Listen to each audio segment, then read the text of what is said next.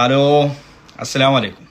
ഏറ്റവും പ്രിയപ്പെട്ടവരെ, ഇന്നലെ അങ്ങനെ നമ്മുടെ UDF സർക്കാർ പുതിയ മന്ത്രിസഭ നിലവിൽ വന്നു. അതിപ്രൗഢമായ അത്യുജ്വലമായ നമ്മുടെ മന്ത്രി സ്ഥാനം ഏറ്റെടുക്കുന്ന ആ ചടങ്ങുകളൊക്കെ നമ്മൾ സന്തോഷത്തോടു കൂടി കണ്ട് കേട്ട് സന്തോഷം പങ്കുവെച്ചവരാണ്. പുതിയ മന്ത്രിസഭയ്ക്ക് എല്ലാവിധ ആശംസകളും അറിയിക്കുകയാണ്. നാട്ടിലെ ജനങ്ങളോട് 100% നീതി പുലർത്തിക്കൊണ്ട് ഭരണം നടത്താൻ അവർക്ക് സാധിക്കട്ടെ എന്നുകൂടി പ്രാർത്ഥിക്കുന്നു. ഇന്ത്യൻ യൂണിയൻ മുസ്ലിം ലീഗിന്റെ 5 മന്ത്രിമാർ ഇന്നലെ സത്യപ്രതിജ്ഞ ചെയ്തു. അതിൽ കുഞ്ഞാലിക്കുട്ടി സാഹിബിന്റെ 10 കൊല്ലം മുമ്പ് ബഹുമാനപ്പെട്ട കുഞ്ഞാലിക്കുട്ടി സാഹിബ് സത്യപ്രതിജ്ഞയ്ക്ക് വരുന്ന ഒരു രംഗം, ആ ഗാംഭീര്യത്തോടു കൂടി, ആ ഒരു തൻ്റെ ഇടത്തോടു കൂടി, ആ ഒരു പ്രൗഢിയോടുകൂടി, ആ കറുത്ത തൊപ്പി അണിഞ്ഞ് കുഞ്ഞാലിക്കുട്ടി സാഹിബ് ആ സത്യപ്രതിജ്ഞ ഇങ്ങനെ ചൊല്ലുമ്പോൾ വല്ലാതെ സന്തോഷം തോന്നിയിട്ടുണ്ട്. കാരണം എന്താ റോഫെ, മഹാനായ CH മുഹമ്മദ് കോയ സാഹിബിനെ കാണാൻ ഭാഗ്യം കിട്ടാത്തവരാണ് ഞങ്ങളെപ്പോലത്തെ ഒരുപാട് ചെറുപ്പക്കാർ, ലീഗിന് വേണ്ടി പ്രവർത്തിക്കുന്ന ലീഗുകാരായിട്ടുള്ള ആളുകൾ. ഒരുപാട് ചരിത്രങ്ങൾ കേട്ടവരാണ് CHന്റെ. കുഞ്ഞാലിക്കുട്ടി സാഹിബ് അന്ന് ആ സത്യപ്രതിജ്ഞ അങ്ങനെ ചെയ്യുമ്പോൾ ആ കുഞ്ഞാലിക്കുട്ടി സാഹിബിലൂടെ മഹാനായ CHനെ കണ്ടിരുന്നു ഞങ്ങൾ.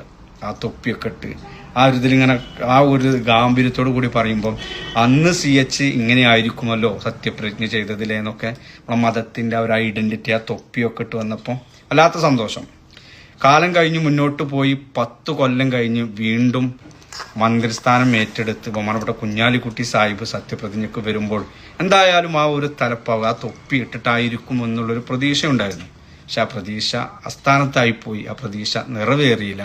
കുഞ്ഞാലിക്കുട്ടി സാഹിബ് സാദാ സീത വന്ന് കുഞ്ഞാലിക്കുട്ടി സാഹിബിൽ നിന്ന് ആ വാക്ക് കേൾക്കാൻ വേണ്ടി കൊതിച്ചിരുന്നു. കുഞ്ഞാലിക്കുട്ടി സാഹിബിൽ നിന്ന് മാത്രമല്ല, പ്രത്യേകിച്ച് ഇന്ത്യൻ യൂണിയൻ മുസ്ലിം ലീഗിന്റെ ആ 5 മന്ത്രിമാരിൽ നിന്നും ആ ഒരു വാക്ക്, അള്ളാഹുവിന്റെ തിരുനാമത്തിൽ എന്നുള്ള ആ ഒരു വാക്ക് കേൾക്കുമെന്നുള്ള പ്രതീക്ഷയോട് കൂടി കാത്തിരുന്നു. പക്ഷെ അത് കേട്ടില്ല. ചിലപ്പോൾ വെള്ളാപ്പള്ളി നടേശനെ പോലെ, അതുമല്ലെങ്കിൽ ശശികല വിശ്വകല ടീച്ചറെ പോലുള്ള ആളുകൾ അതിനെ വർഗീയമായി ചിത്രീകരിച്ചുകൊണ്ട് ഒരു ആശയക്കുഴപ്പം ഉണ്ടാക്കരുത് എന്നുള്ള ഒരു കാഴ്ചപ്പാടുകൊണ്ട് ആയിരിക്കും ചിലപ്പോൾ ആ വാക്ക് പറയാതിരുന്നത്. പക്ഷെ കുഞ്ഞാലിക്കുട്ടി സാഹിബിനെ പോലുള്ളൊരു നേതാവ് ഇത്തരം വിഷകലയോ അല്ലെങ്കിൽ വെള്ളാപ്പള്ളിയെ പോലുള്ള ആളുകളുടെ മുമ്പിലൊന്നും അടിപതറാതെ, അവർക്ക് മുമ്പിൽ കീഴ്പ്പെടാതെ തൻ്റെ ഇടത്തോടു കൂടി പാർട്ടിയെ നയിക്കാൻ ഗഡ്സുള്ള ഒരാൾ തന്നെയാണ്. കാലം ഇതുവരെ നമ്മൾ കണ്ടതുമാണ്. അവരും അങ്ങനെ പറയുന്നില്ല. ഇതിന്റെ അടിസ്ഥാനത്തിൽ അങ്ങനെ ആ തൊപ്പി ധരിക്കാതെ വന്ന് അള്ളാഹുവിന്റെ നാമത്തിൽ എന്ന് പറയാതിരിക്കുമോ എന്നുള്ളൊരു സംശയം. ഞാൻ പറഞ്ഞ കാര്യങ്ങൾ എനിക്ക് ഓക്കെ അല്ലേ? അല്ലേ? ഞാനങ്ങനെ ആഗ്രഹിച്ചില്ല. അന്നങ്ങനെ ആ കുഞ്ഞാലിക്കുട്ടി സാഹിബ് വരുമ്പോൾ എന്തായാലും ആ തൊപ്പിട്ട് കണ്ട്, ആ കറുപ്പ് തൊപ്പിക്കിട്ട് കണ്ട് കാണുമ്പോൾ ഒരു ആവേശമാണല്ലോ. നമ്മൾ ഇന്ത്യൻ യൂണിയൻ മുസ്ലിം ലീഗിന്റെ മന്ത്രിമാരായി ഇങ്ങനെ നിൽക്കുമ്പോഴേ ഒരാ സത്യപ്രതിജ്ഞ ഇങ്ങനെ ചെല്ലുമ്പോൾ അവസാനം അള്ളാഹുവിന്റെ നാമത്തിൽ ഞാൻ സത്യം ചെയ്യുന്നു എന്നൊക്കെ പറയുമ്പോൾ ഒരു സന്തോഷമാണ്.